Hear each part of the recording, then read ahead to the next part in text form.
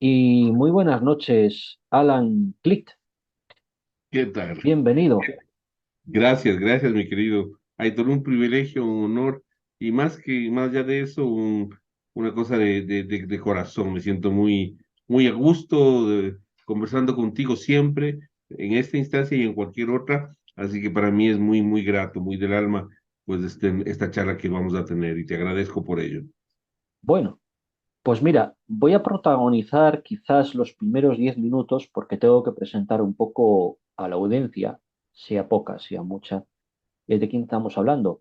Porque eres un escritor de gran peso, un hombre de familia, así de profesor de universidad.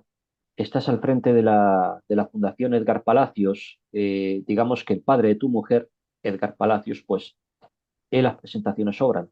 Es una de las principales referencias del patrimonio musical del país, y sobre todo su trabajo en la Fundación Sinamune, con colectivos de discapacidad física y psíquica sobre todo, pero motivándoles, ¿no?, a que esto de la discapacidad no se convierta en un obstáculo para su desarrollo personal, humano y artístico, en igualdad de condiciones, ¿no?, que el resto de semejantes, ni más ni menos, y es muy loable.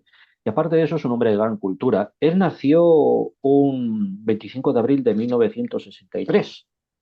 Y das el caso que yo le pedí, mándame una reseña biográfica para que la pongamos en, en- en la contraportada del libro, formal, al uso.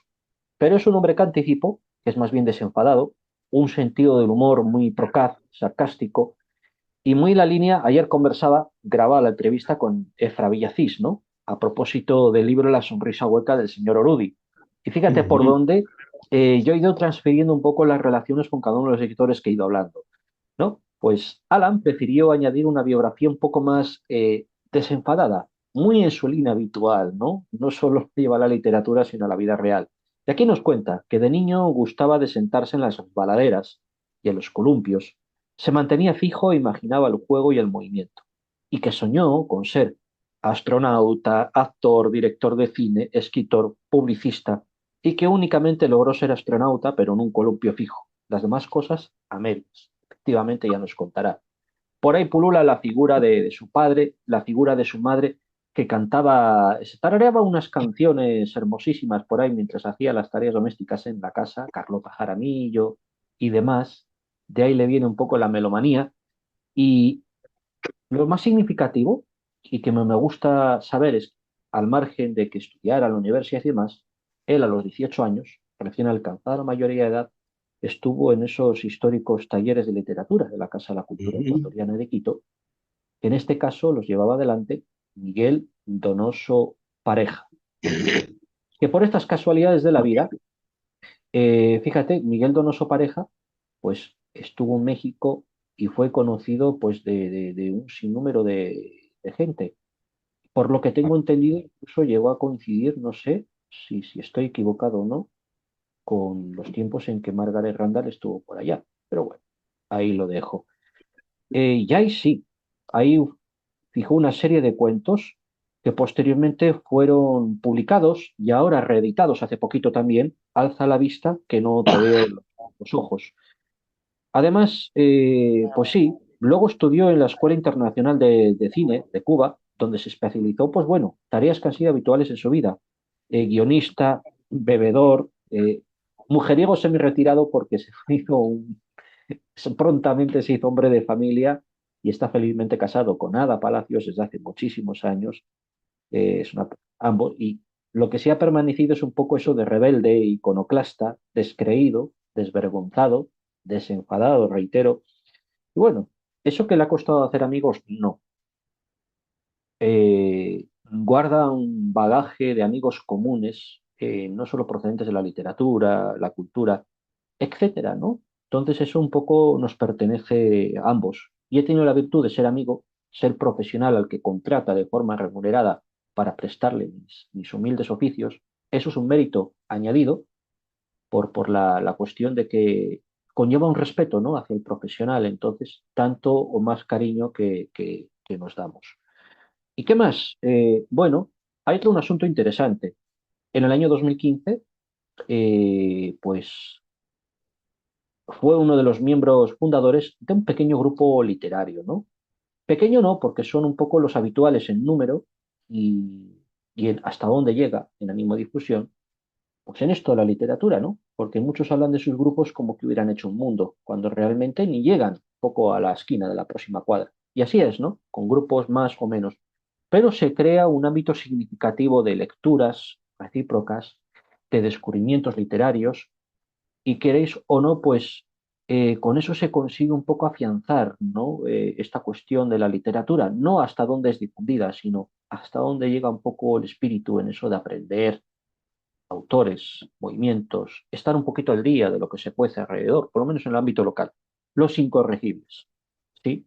De ahí ha sacado también amigos, alguna que otra poeta, cantautoras, un pintor que es el que ha colaborado también aquí de forma desinteresada pues en diseñar las ilustraciones del libro y poco más, ¿no? Dos libros de cuentos, compendio largo. Este último es de 29 cuentos. Y ahora sí le voy a dar la palabra, pero sí, ¿no? Oye, Alan, creo que no me he equivocado en nada de lo que he dicho, ¿no? ¿O deseas añadir o matizar algo? No, no, todo lo que he dicho, lo que has dicho, está correcto. Una solamente una pequeña salvedad en aquello de los amigos. Realmente quiero decir, es- soy como muy ermitaño, salgo poco. Me sirvió mucho este tiempo de los incorregibles para romper un poco ese pesado cascarón y salir un poco, ¿no? Pero siempre he sido muy de, no siempre, digo desde los 35 años como que me reduje a estar en la biblioteca leyendo, escribiendo y no salir mucho. Entonces, eso de los pocos amigos ha sido en ese sentido de frecuentarlos, ¿no? Entonces, no, tengo muchos y muy queridos amigos y he creado muchos y muy queridos amigos en redes, gente con la que no la he visto personalmente, pero que hemos confluido en sensibilidades, en gustos, en obsesiones, y, y he creado un grupo más o menos grande de amigos virtuales, que un poco es una de las formas en que ahora se da tanto, ¿no? La virtualidad son los nuevos espacios que vinieron para quedarse y en los que van a prosperar trabajos, relaciones, amistades, escritura, van a irse, creo yo, conforme pase el tiempo, quedándose mucho en la virtualidad, ¿no? Para bien o para mal, yo no me hago líos, creo que vivimos en evolución permanente, pero creo que ahora estamos empezando a vislumbrar lo que será el futuro. Y el futuro es un futuro de virtualidad, inclusive de inteligencia artificial, ¿no es cierto? Que cada vez va a empezar a tener más, a adquirir más de territorios y dominios, Sin ¿no? lugar a Pero bueno. dudas. Oye, Alan, sí me interesa a mí, por ejemplo, el grupo de los incorregibles, porque si nos atenemos un poco, pues, a los últimos tiempos de la literatura ecuatoriana, nos vamos en poesía y sí, ¿no? Tenemos una referencia en cuanto a grupos poéticos, por ejemplo, los famosos sánchicos, ¿no? Acerca del cual todavía debe quedar alguien vivo, ¿no? Por ahí, Sí, quiero recordar, pero es mayor. En fin, han ido desapareciendo. Pero es un grupo poético ligado un poco a la cuestión, a la dicotomía de los años 70, también 80, esos ánimos todavía de querer encarar el país, armar una revolución ligada a cierta estética reaccionaria, ¿no? Un poco con ese sentimiento el pensamiento progresista de izquierda, ¿no? Al menos en cuanto a los intereses, no tanto a la ideología. Pero ahí se ha quedado. Podemos recordar a unos cuantos. En literatura también, ¿no? Bueno, ya es. la época del realismo social, el grupo de Guayaquil, el grupo de Quito, el grupo del Ujú. Austro, etcétera. Y en la actualidad, no sé, yo entiendo esto de los grupos como aquellos que se van generando en torno a ciertas ferias más o menos institucionalizadas, a círculos de grupos de lectura o de coordinadores de talleres literarios, ¿no? pero bueno, son más bien corpúsculos cerrados, ¿no? Donde solo se leen, intervienen entre ellos, así lo entiendo, y conforman pequeñas microtendencias a muy pequeña escala, ¿no? Entonces, eh, esto de los incorregibles, ¿cómo surgió la idea y cuál era el propósito? Bueno, bueno, primera cosa interesante, ¿no? Como tú bien mencionas, por ejemplo, en Ecuador supongo que en la mayoría de países los grupos, por lo menos los más sonados, los que más han trascendido en el tiempo, son grupos que por lo general nacen con los de entonces jóvenes, ¿no es cierto? Son grupos de juventud que emergen, que irrumpen, ¿no? Los ánsicos, claro, hablando de los años 60, 70, eran todos jovencitos, ¿no?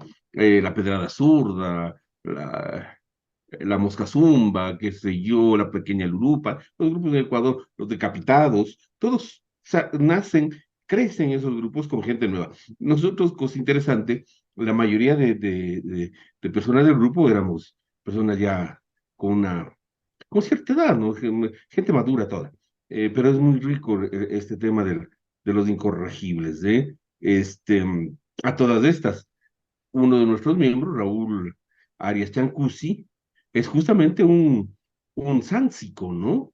Es uno de los sánsicos que todavía no solamente viven, sino que vibran y todavía conmueven y todavía producen y todavía están en actividad permanente, siempre subversiva, en el sentido de romper los esquemas, ¿no? Pero empezamos con gente así ya, de cierta edad. ¿Cómo nace? Pues te cuento pues que nace como una idea mía, justa, entre otras razones y fundamentalmente porque en un momento me empecé a asustar de mi propio ostracismo, ¿no?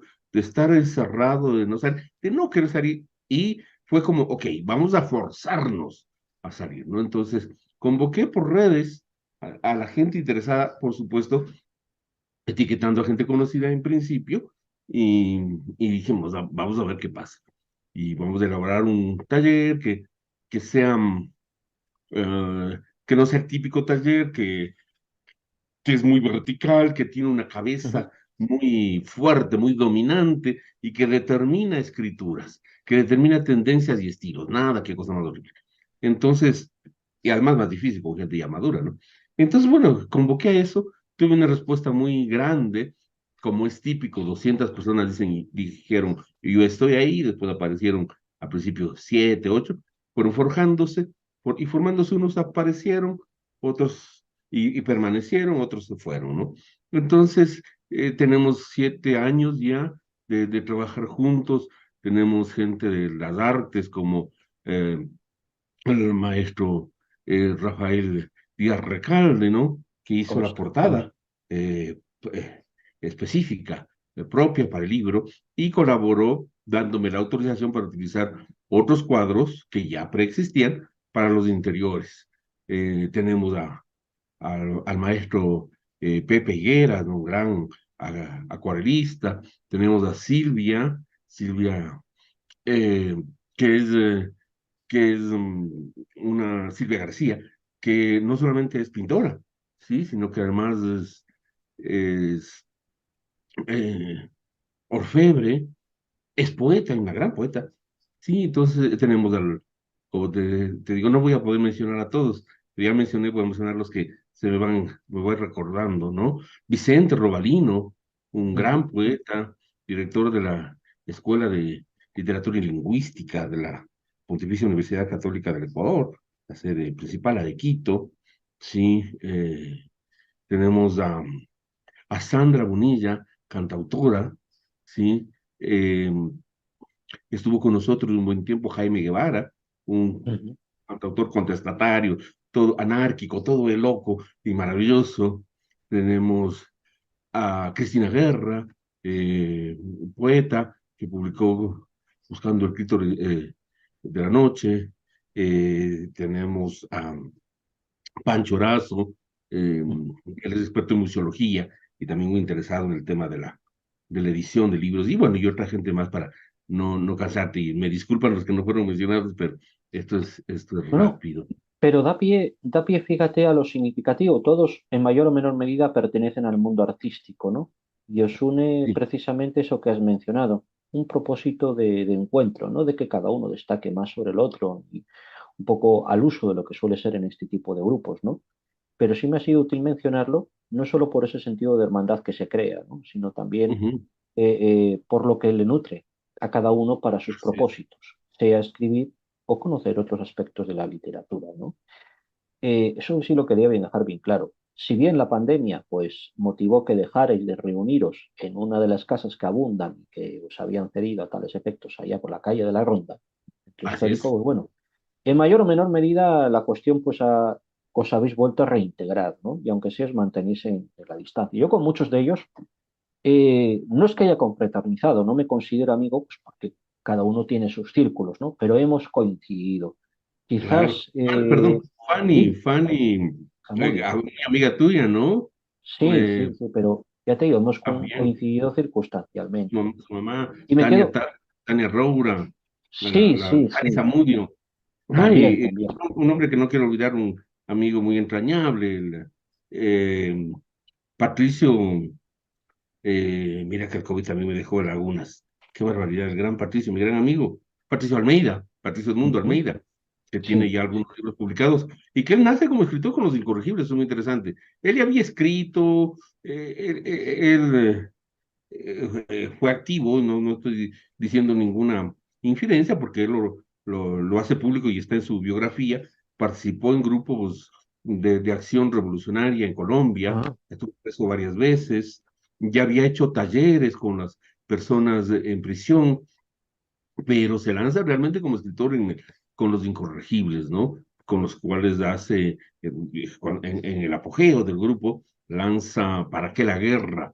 Que es un libro maravilloso, porque es una visión muy crítica y autocrítica hacia los movimientos revolucionarios, hacia algunos jerarcas que llegan a corromperse. Bueno, es un grupo fantástico el de Los Incorregibles y sí, ahora estamos un poquito, como tú mencionaste, eh, tantas cosas que rompió la pandemia, que rompió el COVID y esa cercanía física fue una de ellas, ¿no? Entonces, sí. esperemos que 2023 sea momento de reencuentro con los incorregibles. Mira, además me ha recordado porque en estos días he ido yo descubriendo perfiles de autores, es decir, algunos de vosotros en las antípodas ideológicas, ¿no? Pero yo no tengo culpa. Ojalá nadie me asocie a uno u otro solo porque se me ha ocurrido reuniros en torno a la misma mesa, ¿no? Se queda bien claro que la literatura es la literatura. Lo digo o no lo digo porque hoy me apareció Paulina Simón, ¿no? Ella escribió, le decía a Efraín Villacís, bueno, se llama La madre que puedo ser, ¿no? Un libro que adopta el formato de crónica Ujú. de lo que supone reflexionar sobre la propia maternidad, ¿no? Últimamente, los últimos 2 años estoy más enfrascado en la lectura de mujeres porque también me interesa un poco ese punto de vista femenino sobre universos que Correcto, son comunes. Eso no correcto. hace que me adscriba a una u otra perspectiva, sino por Pues muy enriquecer. bien. También me apareció, bueno, Esteban Poblete Oña es un viejo Claro, conocido en claro. Editorial Alectrión, pero también, ¿no? La perspectiva autocrítica, ese afán revolucionario tan particular, su registro lingüístico, la tetralogía de Q, ha ido publicando. Luego me apareció también uno nuevo, Esteban Michelena, ¿no? Este es un Oh, autor exactamente, tiene una trilogía muy interesante, Atacama Stonic, No More Tears, y ahora ha sacado El pasado no perdona, ¿no? Una especie de precuela de las otras dos.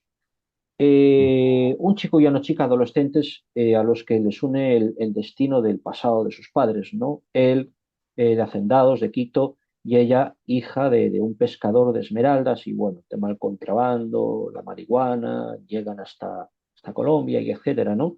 Bueno, Esteban Michelena. Entonces, ahí lo he dejado y me va a mandar el libro desde Ecuador hasta España por correo qué postal. bien. Y se añade. Ya. Y he llegado a ti porque, hombre, yo ya sabes que sí. Normalmente los que somos amigos hablamos bien y nos halagamos mutuamente en las presentaciones. No es mi intención, pero sí me siento orgulloso de haber hecho el prólogo a este libro de cuentos, que también tuve la virtud de participar un poco en la fase de preproducción, ¿no? Así es. Un poco para no morir.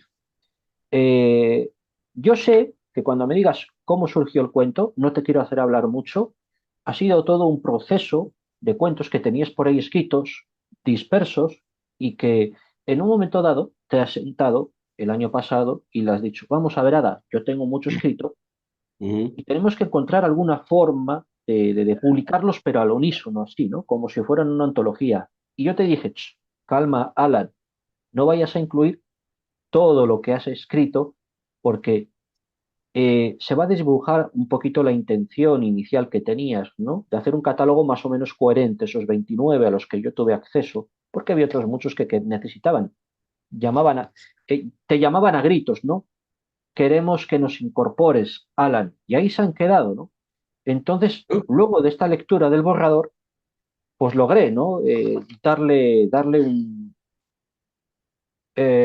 una coherencia interna, ¿no? Allí descubrí ideas que nos podía permitir un poco hallar esa relación entre unos y otros y que no fueran tan autónomos, motivos, leitmotivs, ¿no?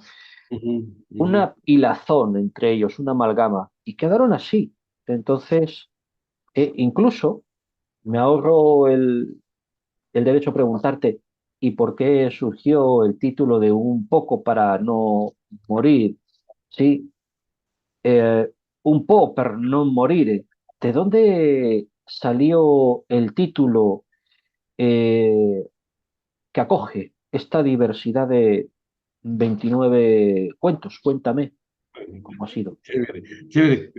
Debes recordarlo, ¿no? Debes recordar Prefiero que que me lo cuentes tú. tú también participaste en la Sí, definición del título. Pues en principio este libro, el primer nombre que tuvo, siempre busqué nombres de los sí. cuentos, ¿no? Que en uno de los cuentos eh, representase a todos los demás. En principio llamarse Los animales de Buitrón. No recuerdo por qué le cambié, porque es un cuento que yo quiero mucho, que me gusta mucho, Los animales de Buitrón, pero por alguna razón eh, luego pensamos en los microbios de Abu Dhabi. Ah, Ah, otro de y los creo que lo cuentos. conociste tú al libro como Los microbios de Abu Dhabi. Y tú me Exactamente. dijiste que de pronto no decía mucho, que de pronto podía conducir a otras ideas de sobre qué trataba, que de pronto podía ser alguien encontrarse un título así, pensar que era sobre algo biológico, geográfico, político, qué sé yo. Y sí, a mí también me empezaba a causar un poco de ruido el nombre, pero fundamentalmente porque decía, no sé si representa a todos. Difícil o casi imposiblemente un título iba a representarlos eh, a todos, pero sí, creo que al final hallamos ese título. Entonces, claro, contigo conversábamos al respecto y entre todos, entre tú, yo y mi esposa, surgió un po per non morire. Y claro, nos dimos cuenta que es el nombre de uno de los cuentos, que a su vez es una de las líricas de Madame Butterfly, ¿no? Un vi vendremo, que es el área específica, Ya vamos a y hablar que de cuánto ello, llaman ya. un popper non morire, ¿no? Y claro, lo único que dijimos es no poder ir en italiano. El cuento sí tiene el título en italiano, un popper non morire, para que sea más acorde con la lírica de Madame Butterfly, pero había que ponerlo en español, ¿sí? Y obviamente entonces quedamos con un poco para no morir. Y el Y sí, subtítulo de Cuentos Reunidos. y al Ya. final es un hombre que le cae perfecto, ¿no? Hoy publicaste en redes una cosa que me gustó mucho, bueno, siempre me gusta lo que publicas, y ahora con esto también me gustó mucho que decías que a través de la literatura, a través que los libros sirven, escribirlos y leerlos, sirven un poco para no morir, ¿no? Entonces ya desde ahí Sí. sí, efectivamente, ¿no? Creo que lo estoy publicando también un poco para no morir, ¿no? Porque estuve, y sí, un poco preso del tema del COVID, lo agarré justamente casi por estas fechas, fines del 2021, inicios del 2022, me tuvo 6 semanas hospitalizado, en algún momento hasta corrió riesgo mi vida, y me ha dejado hasta ahora pues esta dependencia del oxígeno. Entonces sí es un poco para no morir, es decir, ok, estoy Sí. vivo, ¿no? No he muerto. ¿Sabes? Entonces responde mucho también Sí. a eso, ¿no? Un poco Sí. para no morir.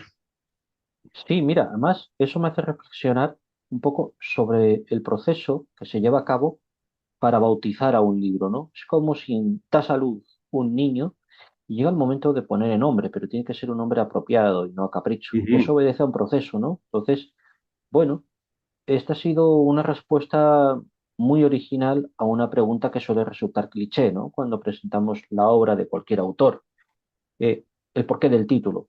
Bueno, a mí me gusta porque conlleva siempre una parte del simbolismo. Yo soy muy cuadriculado, ¿no? Cuando presento la obra de alguien, prácticamente sigo el mismo esquema lineal de cuando se realiza el comentario crítico de un fragmento, eh, pues lo típico de los alumnos de bachillerato, ¿no? En fin, siempre empiezas el perfil del autor, eh, contextualizar al autor dentro de la época, país, qué es lo que se ha escrito, sus referentes, y luego ya nos metemos un poco por la estructura externa del libro, ¿no? ujú, ¿Cuál es el mensaje que transfiere el título? ¿Y por qué? ¿Cuál es el simbolismo presente? ¿Qué relación tiene con el... porque el título es el continente y los así cuentos es. es el contenido. Y luego ya vamos a la estructura, ¿no? La forma en que está organizada, el número de cuentos, cuáles son los nexos comunes, para luego pues ya navegar un poco pues sus argumentos, los personajes, las intertextualidades, las relaciones que encontramos unos con otros, la tipología del lenguaje, en fin, de eso un poco vamos a ir hablando un poco, pero mira, sí, sí, un poco para no morir. De hecho, la introducción, ahora me toca aplicar la vara del ego. La introducción, pues bueno, es mucho más, ¿no? Que presentar el libro. Yo me metí lo que es a fondo, me sumergí, quise hacer algo a medio camino entre el divertimento y lo académico, que sobre todo fuera erudito pero asequible, ¿no? Con un buen espíritu bien trabajado. Digo, para eso me pagaron, pero bueno, para eso nos hicimos amigos, ¿no? Y si tuviera que ser a la inversa también sería de la misma manera. Y ahí, ¿no? En la introducción, ahí digo, es un compendio de relatos escritos por ti, ¿no? Agrupados bajo el epígrafe de cuentos reunidos. Haya quedado en la nebulosa, ¿no? En nuestra imaginación, en lo implícito. Y el título, que es sugerente. ¿Y de dónde viene, no? Ahí ya anticipamos que no es algo caprichoso, o sí, pero se ha ido tejiendo poco a poco, ¿no? Y un poco para no morir es efectivamente la traducción de un po per non morire, ¿no? Que da nombre a una de las piezas principales del libro. Este Ujú, mecanismo también se repite en otro, en Nel Corpiu o non mi sento, ¿no? ¿Y por siento. qué se repite? Son dos fragmentos de aria procedentes de sendas óperas. Ujú, Y además, no solo eso, ambos relatos que acogen este enunciado en lengua italiana, procedentes de un fragmento de aria, pertenecen a o están protagonizadas por almas sujetas a conflictos existenciales o amorosos, ¿no? Son almas atormentadas, siempre tienen un dilema, no saben por dónde optar entre la realidad y el deseo, la esperanza, el abandono, ¿no? Un conflicto que cada quien resuelve a su manera, ¿no? Y es lo que hace el cuento. Tratar de resolver un conflicto o presentarlo y al final que es el lector el que decida en un desenlace abierto. Y aquí, por eso, no te quiero hacer hablar demasiado, precisamente un poco para no cortarte la máquina. Me ha gustado, fíjate, Madame Butterfly de Giacomo Puccini, ¿no? Un bel ujú, dì, o vedremo levarsi un fi de fiumo dall'estremo confin del mare, e poi la nave appare, poi la nave bianca entra nel porto, o romba il suo saluto. Vedi? Gli è venuto. Lo non gli estendo incontro, io no. Mi metto là sul tiglio del cole e aspetto gran tempo, e non mi pesa. Y ahí dice, me ne staro nascosta un po' per celia e un po' per non morire al primo incontro, ¿no? Un poco para no morir al primer encuentro. ujú, Fíjate, ya les cuento yo, ¿no? Y solo voy a seguir el tener literal la introducción. Es un aria, ¿no? Aquí hay una joven Tio San, eh, está soñando con los ojos abiertos o intentando ver una realidad, ¿no? Ella siempre ha soñado con un reencuentro, con alguien con el que se ujú, casó, ¿no? Un militar estadounidense, Pickerton, con el que se había casado 3 años antes, ¿sí? Pero Pickerton se fue y prometió volver. Entonces, ella ha estado esperando ansiosa la realidad del deseo, no sabe cómo le va a recibir, ¿no? Y hay ciertos símbolos por ahí, ¿no? El fiumo blanco. aparece el hilo del humo, ¿no? El confín de los mares, el buque que se va acercando, ¿no? Eh, y ella prefiere esperarlo en lo alto de una colina, ¿no? Para que tiene la esperanza de que ella acuda, de que él acuda a su encuentro y ella conmovida y oculta, lo oculta un poquito con vergüenza, ¿no? Y otro poco porque no quiere morir en el encuentro que le espera, ¿no? Entonces, eh, aquí, en el cuento que le da nombre, Un Piper non morire, fíjate, no sé, si quieres hablarnos un poco de qué va ese cuento sin hacer spoiler. ¿Mm? Eso va a estar difícil, pero vamos. Que Bueno, en la literatura esa idea de los spoilers es tan actual, tan postmodern. A nosotros nunca nos preocupaba porque sabíamos en nuestros tiempos que la magia no estaba tanto en lo que se contaba, sino en cómo se lo contaba. Y la magia es descubrir la palabra, ¿no? Cómo se construye un universo de palabras, más que el tema. Así que no hay problema con los spoilers. Bueno, esta básicamente la historia de una mujer descendiente de una de las primeras generaciones de españoles en Ecuador que ha hecho mucha fortuna. Él fue un poco celestino de la realeza y por eso le dan algunas de las propiedades.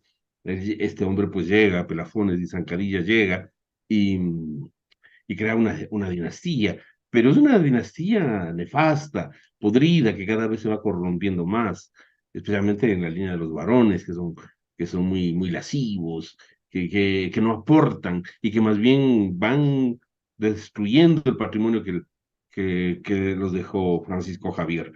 Y bueno, ya en la última línea está eh, Victoria Isabel, ¿no? Que es descendiente del primer Pelafones de Zancarilla y que conoció la gloria, conoció todavía en sus primeros años la gloria que, entre comillas, que le daba el dinero y la posición, pero que por los malos manejos de sus antecesores y al final de su padre, se queda sin nada. Se queda sin nada y queda ahí añorando lo que alguna vez fue. Y el cuento empieza con una supuesta entrevista con una periodista que luego sabemos que está solo en su cabeza, que le va a entrevistar acerca de lo que ella fue, ¿no? ¿Qué tal? Entonces ella, una de las cosas que recuerda es su amor por la ópera. Eh, y, y justamente nos empieza contando cuánto amaba a María Callas, ¿no? A la sí, diva, a la sí. inmensa María Callas, y cómo la conoció cantando a Puccini, ¿no? Cómo la conoció cantando las arias de Madame Butterfly. Y Y bueno, resulta, y ella va un poco, la ópera, lo que ella recuerda de las óperas, se va mezclando con lo que ella recuerda de su gloria y va siendo el simbolismo, ¿no? De lo que fue su vida, porque las óperas generalmente, tú lo sabes, son muy trágicas y tienen finales trágicos y de muerte, ¿no? Entonces es un símbolo también el tema de la ópera. Entonces ella la va tejiendo y ella habla sobre su visión de la ópera, ¿no? Y una de las cosas que dice es que la ópera no es ópera si la muerte no es trágica, ¿no? Si es que no hay muerte uno y si la muerte no es trágica. Por ahí ha hecho un poquito en contra de Wagner, ¿no? Porque están y Isolda que no es, que no termina o sea, termina con la muerte, pero es más sutil, más poética, ¿no? Y ella quiere las muertes y piensa en Norma, ¿no? En esta otra gran ópera. Y bueno, y al final ella un poco como que se identifica en el personaje de Norma, que en la ópera muere quemada, ¿no? Y ella piensa que quemarse, que inmolarse, va a traer, aunque sea su nombre de nuevo a la palestra, de nuevo a los periódicos, de nuevo a los mira, titulares. además es un cuento con un estilo de lenguaje muy, muy jocoso, ¿no? Por ejemplo, Efraín Villacís, casi su lenguaje raya con lo barroco, que no llega. Él es muy del gusto de que no haya signos de puntuación evidentes, ¿no? Me recordó a La guaracha del macho Camacho, que evidentemente Claro, recordaba esa novela, en fin, hermosísima, ¿no? Un juego buenísimo. de palabras. Sin embargo, aquí sí. Yo al principio, cuando estaba leyendo aquí estas memorias, pensé que iba a ser entrevistada en realidad, y es ella la que decrépita está enfrentándose frente a un espejo al que le va contando su vida, ¿no? Eso lo descubro al final, es un cuento armado, una serie de secuencias, me encanta. Y aquí tengo, ¿no? Algunos de los pasajes, ¿no? Dice, sucesivos pelafones, en referencia a la dinastía, poblando de mestizos bastardos sus haciendas y despilfarrando el inmenso patrimonio que le fuera obsequiado por los reyes a su patriarca, y éste, no contento con las miserables razones por las cuales lo obtuvo, lo acrecentó con crueldad, malas artes y falta de ética. Bueno, muy la línea de la Linares, ¿verdad? Y, ahí, y ella dice, sepa, señorita, que por un tiempo este fue un sector honorable, distinguido. Puede que mi propiedad no fuese tan extensa, pero al menos la vecindad era de lo más selecta. Y verás, me acuerdo de los Córdova Gijón, los Miraflores Calisto, los Inchaustegui Camaño. Por cierto, la menor de las Inchaustegui huyó con el vejete de su profe y le parió 3 hijos. Años estuvo muriéndose de hambre hasta que la llevaron con engaños a Italia, donde el Papa Paulo VI anuló el eclesiástico y le hicieron casarse con un italiano de noble cuna. Así los hijos pasaron de Cuello a Fornicini. ¡Qué cambio, eh! Bah. Claro, vuelvo a lo mío. Fueron bellos tiempos, con veladas finas e interminables, visitas protocolarias de sucesivos embajadores, desfile de senadores y congresistas, conjuras políticas para defenestrar presidentes. En fin, así viviríamos hasta que alguno del grupo cayó y arrastró a la quiebra a muchos con él. Se incautaron los bienes, se levantaron asquerosos multifamiliares de medio pelo en lo que fueron sus terrenos. Oye, que toda la gente de bien huyó del sector, aunque, como relacionaron a mi padre con el defraudador, estuvimos entre los de la bancarrota y aquí nos quedamos. En fin, etcétera, etcétera. Y ahí sigue, ¿no? Ay, dice, usted sabe lo bello del arte y de la mitología, es que lo permiten todo. Hombres que se enamoran de vaconas con las cuales tienen hijos, personas que se convierten en burros o cucarachas, nobles que se niegan a pisar el suelo y viven de árbol en árbol, lámparas que encierran efrits dispuestos a conceder deseos, pero una puede llorar por Tío San. Si lo sabré yo, que he llorado a mares con sus arias, geisa ilusa y al mismo tiempo trepadora, ¿no le parece? Su suicidio frente al tierno hijo es trágico, sí, trágico. Cuando una lo ve y lo oye en la ópera, pero si he de ser sincera, en realidad su muerte es necesaria y hasta justa, ¿no cree? Bueno, etcétera, etcétera, etcétera. Oye, me transfirió la ambientación. Creí que esta casa es una de esas decrépitas que todavía queda en la floresta, por ejemplo, enfrente del 8 y medio. O Ujú, algunas de estas del sector de la Gasca, ¿no? O exacto. justo estas que ha pintado inevitablemente en sus novelas Javier Vázquez. Y mira Ujú. qué bien. O este carácter tan histriónico, esto es puro y duro Loco Tobar. ¿Eh? Cuando he leído la autobiografía de mi tía Eduviges, me puedo confundir en el título, ahí me ha transferido, ¿no? Esa intencionalidad manifiesta. O sea, cabe de risa, ¿no? Esta mujer y bueno, estos personajes llevan un poquito de ti también, ¿eh? Ese desenfado y ese carácter deslenguado también. Bueno, Sí, sí, puedo, sí. puedo seguir con el análisis, ¿no? Porque no quiero que hables mucho hoy. Yo he disfrutado. Y mira, el otro cuento, sí, Nel Corpiu o No mi sento, aquí eh, nos remite a otro área, ¿no? La ópera La Molinara, de Giovanni Paisiello, ¿no? Aquí hay un gobernador, un varón y un notario que se disputan los favores de una molinera, ¿no? Como los cuentos de los hermanos Grimm. Joder, digo, sí, sí, como los cuentos de los hermanos Grimm. Y aquí la molinera revela su indecisión sobre a quién de los tres pretendientes debe corresponder. Ya tenemos aquí otra vez la indecisión, ¿no? Como un poco para no morir al primer encuentro.